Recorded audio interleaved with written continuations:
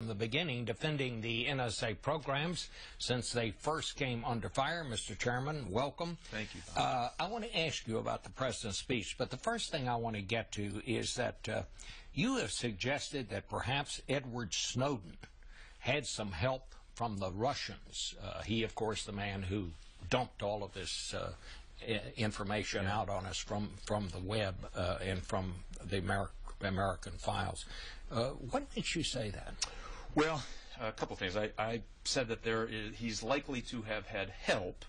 I think there are some interesting questions we have to answer that certainly would lend one to believe that the Russians had, at least in some part, something to do with either helping his capabilities. We noticed that a guy that was worried about privacy issues spent a lot of time, and as a recent DIA report revealed, stealing information, the vast majority of which had nothing to do with the NSA program and everything to do with our military capabilities, Army, Navy, Air Force, Marines, number one. He'd have to go and look for that information.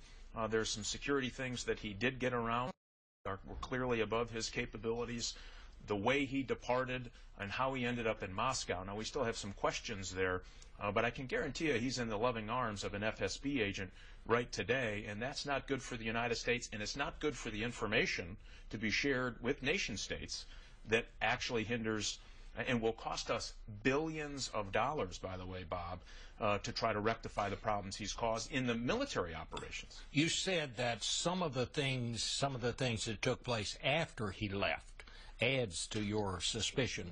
Just tell us what you can about that. Well, sure. There's a couple of things that we worry about. One is there were at least some events and some small reflections on everything from how he prepared to leave, his route of departure, and how he quickly ended up in Moscow. All of those things raise questions, and there's some of that's still under investigation, but there's some clear evidence there that something else was going on. This wasn't a random smash and grab, run down the road, end up in China, the bastion of internet freedom, and then Russia, of course, the bastion of internet freedom.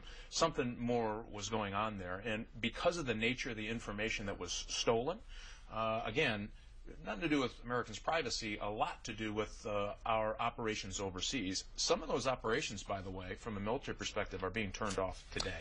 That's a significant problem, and it gives indications that this is not what it appears to be. And when you look at the totality of the information he took, the vast majority of it had to do with military, tactical, and operational events happening around the world. One particular agency alone estimated, from conversations I've had, up to several $billion to try to fix the problem.